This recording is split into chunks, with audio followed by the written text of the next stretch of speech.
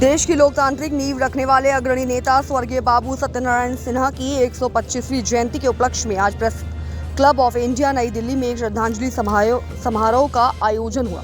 इस कार्यक्रम का आयोजन उनके पौत्र वरिष्ठ पत्रकार और पूर्व कांग्रेस प्रवक्ता बिहार व झारखंड श्री राकेश कुमार सिंह द्वारा किया गया। इस आयोजन के जरिए एक ऐसे नेता को श्रद्धांजलि अर्पित की गई जिन्होंने न केवल बिहार की राजनीति को दिशा दी बल्कि स्वतंत्र भारत के लोकतांत्रिक संस्थानों की नींव को भी मजबूती प्रदान की। बिहार के एक जमींदार परिवार में जुलाई 1900 में जन्मे सत्यनारायण सिन्हा ने मुजफ्फरपुर जिला स्कूल से प्रारंभिक शिक्षा प्राप्त की और पटना विश्वविद्यालय से कानून की पढ़ाई की। स्वतंत्रता संग्राम से जुड़ने के बाद 1924 में उन्होंने कांग्रेस की सदस्यता ग्रहण की और जल्द ही राजनीति में सक्रिय हो गए। 1926 में वे बिहार विधान परिषद के सदस्य बने और 1934 में केंद्रीय विधानसभा में पहुंचे, जहां कांग्रेस पार्टी के प्रमुख सचेतक के तौर पर कार्य किया। संविधान निर्माण के दौरान वे बिहार से संविधान सभा के सदस्य चुने गए और कांग्रेस विधानसभा दल के मुख्य सचेतक के रूप में अपनी भूमिका निभाई। उस दौर में पार्टी जैसी कोई औपचारिक व्यवस्था नहीं थी, फिर भी उन्होंने सदन में समन्वय बनाए रखने के लिए तत्कालीन संसाधनों के माध्यम से जिम्मेदारी निभाई। स्वतंत्रता के बाद वे लगातार 3 लोकसभाओं के सदस्य रहे और कांग्रेस के प्रमुख सचेतक बने रहे। 1963-64 में उन्होंने सूचना एवं प्रसारण और संसदीय कार्य मंत्रालयों की जिम्मेदारी संभाली। इसके बाद 1964 से 1967 तक वे संचार और संसदीय कार्य मंत्री रहे। 1971 में उन्हें मध्य प्रदेश का राज्यपाल नियुक्त किया गया, जहां उन्होंने 6 वर्षों तक सेवा दी।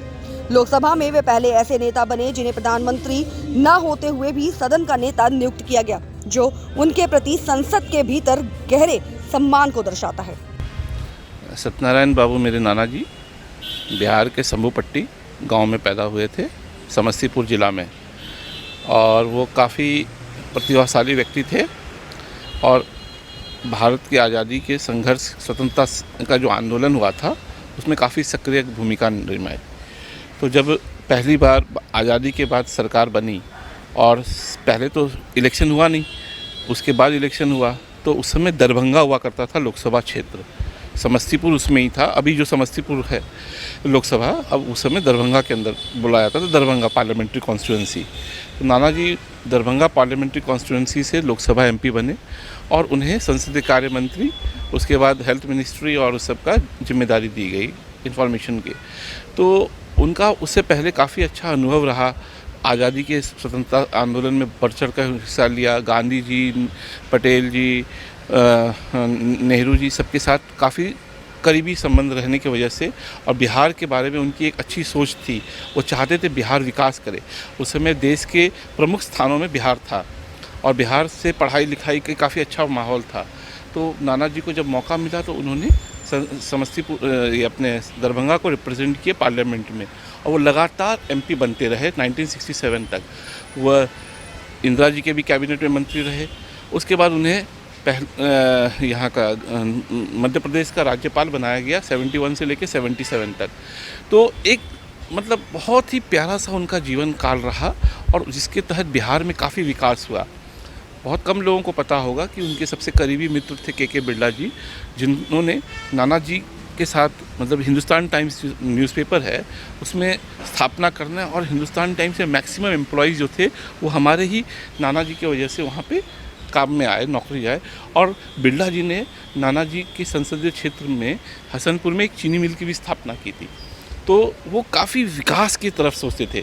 पॉलिटिकल आज की तरह डिस्कोर्स नहीं था, उस समय काफ़ी प्यारा वातावरण था। लोग, और आप लोगों को शायद पता नहीं होगा कि स्वर्गीय कर्पूरी ठाकुर जिनको भारत रत्न मिला वो भी उसी इलाके के ही हैं, जिनका लड़का अभी रामनाथ ठाकुर भारत सरकार में केंद्रीय कृषि राज्य मंत्री हैं।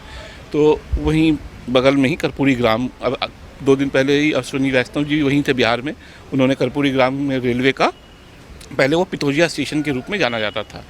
तो नाना जी ने बिहार में और ख़ासकर समस्तीपुर, बहुत काफ़ी ये सब पिछड़ा इलाका, मुजफ्फरपुर समस्तीपुर, रेल लाइन को इतना प्यारा नेटवर्क दिया।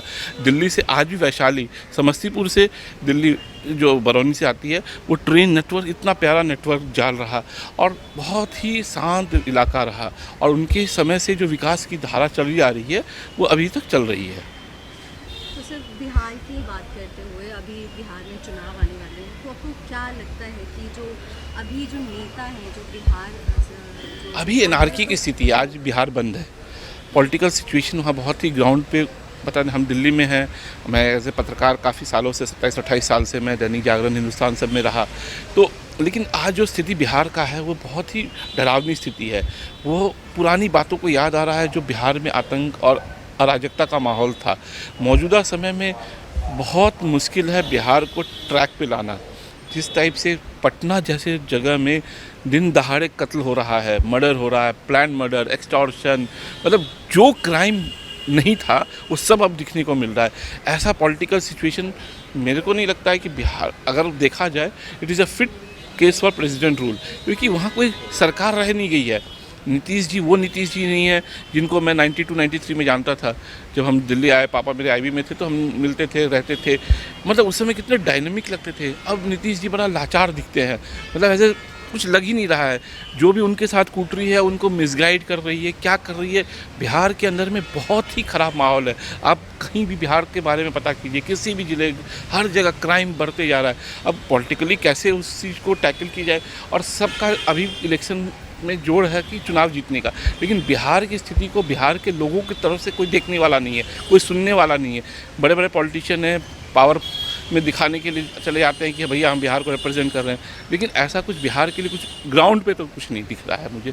बहुत ही नेगेटिव अप्रोच है अभी बिहार में। इसी वजह से 2006 में आप भी झारखंड के और बिहार के जो है वो प्रवक्ता के रूप में आपको नियुक्त किया गया था, तो उस समय कांग्रेस पार्टी के अध्यक्ष सोनिया गांधी जी का मुझ पर आशीर्वाद रहा। उस समय हरकेश बहादुर जी इंचार्ज हुआ करते थे, तो मैं उस समय हिंदुस्तान में था और मेरे काफ़ी अच्छे संबंध थे। तो उन्होंने कहा, उस समय यूपीए की सरकार आई और बिहार झारखंड में, मतलब इस इलाके में, क्योंकि मैं मेरा जन्म स्थान जो मतलब हमारा अपना है सहरसा, और मैं पढ़ाई लिखाई जमशेदपुर राजेंद्र विद्यालय से हुई।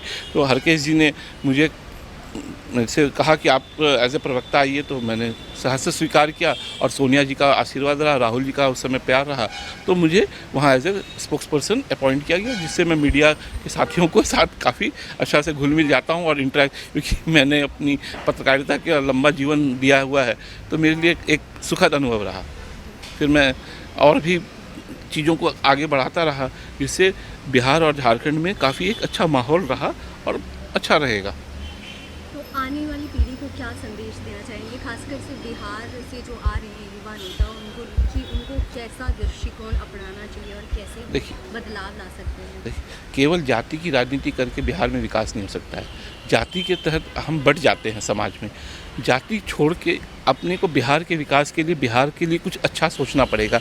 वहाँ इंडस्ट्री, जब मैं यूएस जाता हूँ वहाँ पे बिहार के लोग हर उस जगह है। मेरी सिस्टर पिछले 27 सालों से शिकागो में रह रही है, उतना अच्छा आगे बढ़ रही है उनकी कंपनी, वो हार्वर्ड से जुड़ी हुई हैं। अभी नीता अंबानी की उन्होंने एक बड़ा प्रोग्राम रखा था, टॉक वहाँ पे।